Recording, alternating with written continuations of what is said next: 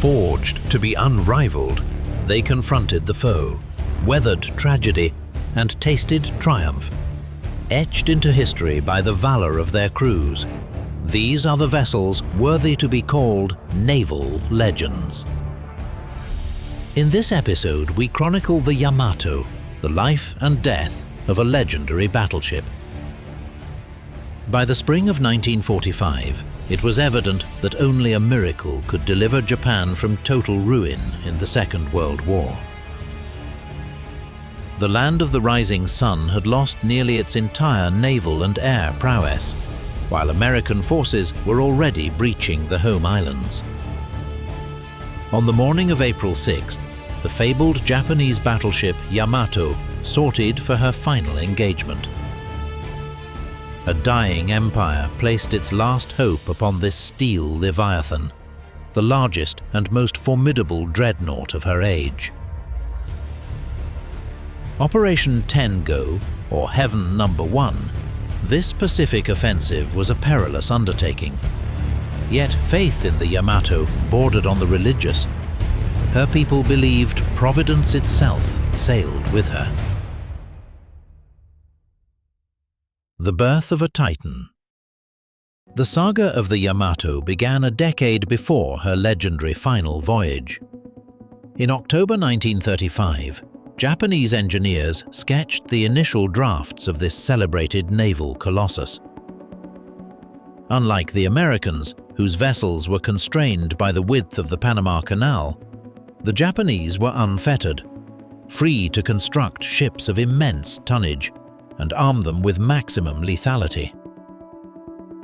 Imperial designers aimed to forge battleships potent enough to outclass every existing foreign rival, and any vessel likely to be laid down in the years to come. The stage for this production was the Kure Naval Arsenal. These shipyards witnessed the genesis of the Yamato. Her keel was laid in 1937, and she was commissioned in 1941. The Yamato was the heaviest battleship ever to float. Her construction commanded a staggering 130 million yen. A fortune which, by modern reckoning, rivaled the national budget of a small state. Many in Japan would later equate the monumental effort and expense of the Yamato project to the American undertaking of the Manhattan Project. Initially, the Empire planned a fleet of 4 Yamato-class vessels. However, with the Pacific War raging, construction halted after the second, the Musashi. The third, Shinano, was converted into an aircraft carrier, and the fourth was never realized. Yamato, an ancient name for Japan, signifies Great Harmony. Her creation was shrouded in absolute secrecy. High sisal mats shielded the dry dock, engineers swore solemn oaths, and workers underwent rigorous identification. The imperial shipbuilders indeed had a colossal secret to conceal. Yet, within this clandestine construction, a fatal technical flaw was unwittingly sown. As astute observers note, the Yamato was assembled largely by traditional riveting, whereas the US Navy had already advanced to superior arc welding technology. Under torpedo impact, these riveted seams were prone to bursting, accelerating flooding and rendering her hull structure far more vulnerable than her contemporary adversaries. Anatomy of a superfortress. Full load displacement, 72,808 tons. Length, 862 feet. Beam, 127 feet. Draft, 35 feet. Her primary armament boasted 3 turrets, each housing 3 Type 94 massive 18.1-inch guns, the largest ever mounted on a warship. The secondary battery comprised 2 turrets, each mounting triple Type 3 guns of 6.1-inch guns. Yet the point of fiercest contention remains her defensive systems. Anti-aircraft defenses consisted of 12 twin-mount 5-inch dual-purpose guns, alongside 50 triple-barrel and 2 single-barrel Type 96 25mm autocannons. Though appearing formidable, combat reality proved otherwise. Historians and strategists concur that Yamato's air defense was woefully inadequate. The 25mm guns vibrated violently, small magazines demanded ceaseless reloading, and critically, their tracking systems could not keep pace with modern American aircraft. The Yamato resembled a samurai wielding the world's sharpest blade against a swarm of hornets. No matter the sword's edge, it cannot strike the bee. Her armor belt ranged from 11 to 16 inches. Main turrets boasted 7 to 25 inches. The conning tower, 300 to 500 millimeters.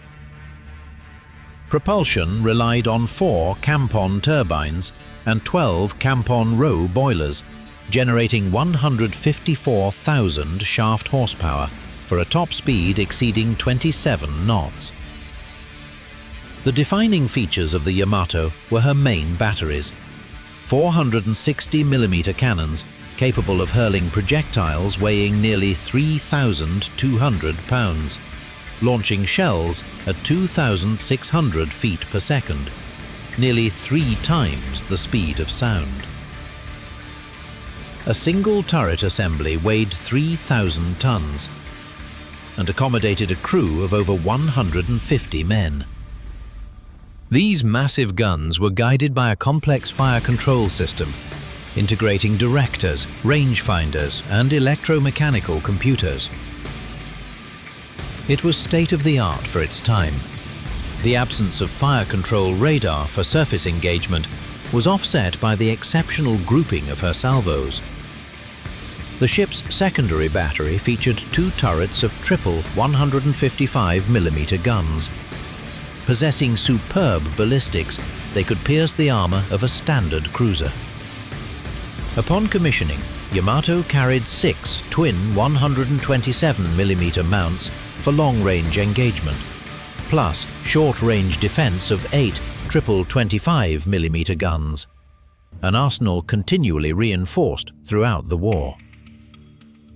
However, a fatal disparity existed between the effective ranges of the 127mm and 25mm guns. If enemy aircraft entered this dead zone, no weapon could effectively intercept them. This was the tragedy of her engineering. The Japanese had forged a monster perfect for the obsolete era of ship-to-ship duels. Weapon systems had grown to literal monstrosities. Japan built a super-battleship akin to 10 or 15 others combined. Yet, as a bitter adage suggests, the greater the power, the more exposed the weakness. Ultimately, the concept proved futile. You may construct a Yamato-class battleship, yet she remains doomed when facing superior American battle lines, or worse, hundreds of diminutive aircraft. The 3 Great Follies. Yamato entered service in late 1941. During her maiden operation, the Battle of Midway, she served as the flagship of the combined fleet. Yet, throughout the engagement, she fired no shots in anger, functioning solely as a floating command center. Why was such a titan withheld from the fray? Critics argue Admiral Isoroku Yamamoto was overly cautious, guarding Yamato like a crown jewel too precious to risk. The fleet in being strategy. The idea of keeping a powerful ship in reserve just to threaten the enemy effectively tethered her to port, reducing her to a hollow symbol rather than an instrument of war. Consequently, disillusionment spread among the crews. A cynical adage circulated through the ranks: claiming the world's three most useless objects were the Great Wall of China, the Pyramids of Egypt, and the battleship Yamato. The derisive moniker Hotel Yamato was born of this resentment. While destroyer crews faced starvation and death on the picket lines, Yamato's officers enjoyed air conditioning and fine dining in safety. It was a bitter paradox for a vessel forged to dominate the high seas. As one Western historian surmised, Yamato was the right ship for the wrong war. She was a masterpiece of naval engineering, yet rendered obsolete the very moment she struck the water. Not until the autumn of 1944 did the Imperial giant see true combat. Alongside her sister, Musashi, Yamato engaged American landing forces off Leyte. Sustaining only minor damage, she displayed her might, briefly reclaiming her reputation as an unsinkable juggernaut. However, the strategic reality of the Pacific theater had irrevocably shifted. The evolution of military technology follows a philosophical trajectory. When developing new weaponry, nations invariably seek to escalate specifications: larger calibers, impenetrable armor. Eventually, this linear pursuit reaches a technological cul-de-sac. The paradigm shift arrived with the aircraft carrier, and later, the guided missile. Yamato represented the absolute zenith of the battleship era. She was not a step forward in evolution, but rather the magnificent final summit of a dying breed. Operation Tengo, a voyage of no return. By 1945, the Second World War had besieged the Japanese home islands. The Combined Fleet Command issued a decree steeped in Bushido. The Yamato, escorted by a light cruiser and 8 destroyers, was to defend Okinawa, halting the American advance or fighting until a glorious end.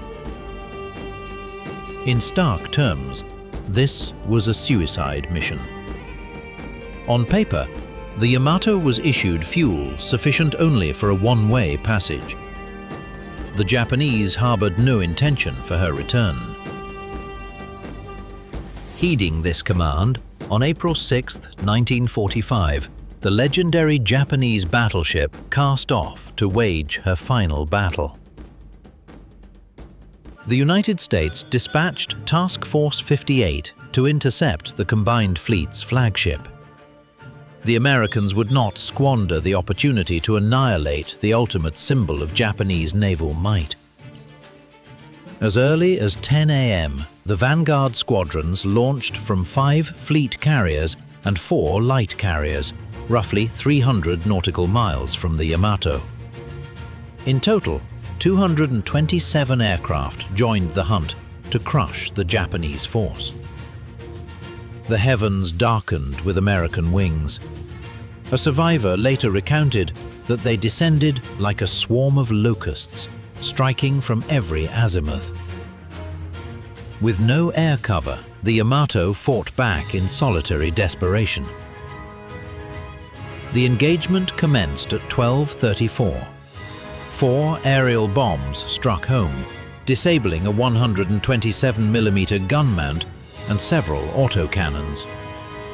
Within 20 minutes, 2 additional bombs battered the battleship, and a torpedo slammed into her port side. Her riveted seams began to burst under the concussive stress of repeated blasts. In retaliation, Yamato unleashed her anti-aircraft batteries. At 14:02, the Americans launched their final assault on the wounded, yet still defiant vessel. It was a merciless execution. 4 torpedoes obliterated the central damage control station. The Yamato went dead in the water, listing ever more critically to port. and as the Leviathan capsized, a cataclysmic explosion tore her apart. This remains one of naval history's most harrowing images. As the hull overturned, the 3,000-ton main turrets tore free from their mountings, crushing the superstructure. Internal temperatures spiked uncontrollably, igniting the massive magazines. The blast erupted into a mushroom cloud, soaring 20,000 feet high, resembling a miniature nuclear detonation, visible from the Japanese mainland over 100 miles away. The shockwave was of such ferocity that historical records confirm it shredded and downed at least 6 American aircraft flying in proximity. Even in her death throes, the Yamato dragged her enemies down to hell with her.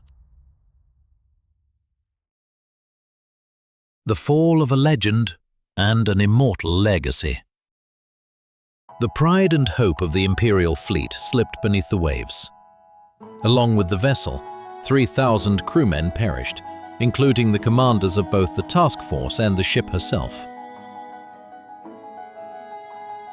To the Japanese, Yamato remains an emblem of national strength, having fallen in battle like a true samurai. The city where this legendary dreadnought was forged opened a museum, centered around a 26-meter scale model of the ship. The Kure City Maritime History and Science Museum was established a decade ago to preserve the city's rich naval heritage. Today it is simply renowned as the Yamato Museum. Yet Yamato's legacy resides not merely in museums or the deep abyss. It was reincarnated in popular culture, most notably through the classic anime Space Battleship Yamato. In the imagination of the post-war generation, her wreckage was raised, refitted as a starship, and launched to save the Earth from extinction. This is how Japan heals the scars of the past, transmuting a failed weapon of war into a beacon of hope and a guardian of future peace. The cataclysmic explosion that sealed Yamato's fate resulted from the detonation of her main magazines. However, intense debate surrounds the catalyst of that terrible blast. The answer likely lies buried beneath the ocean. To this day, researchers have yet to salvage the remnants of the super-battleship. The truth remains that Yamato possessed fatal flaws. Like her sister Musashi, this battleship was vanquished by aerial assault. The primary cause was the vessel's fundamental inability to withstand concentrated air attacks. Yamato endures as the largest and most powerful battleship in history. To every student of naval warfare, she embodies martial prowess. Born to terrorize and crush the enemy, this formidable steel titan dignified her name even in defeat. The engineering precision that built Yamato didn't vanish after the war. It shifted from weapons of destruction to the industrial innovations that rebuilt modern Japan. She represents the zenith of capital ship design, a summit that will likely never be scaled again. In that sense, Yamato shall forever remain a symbol and a legend.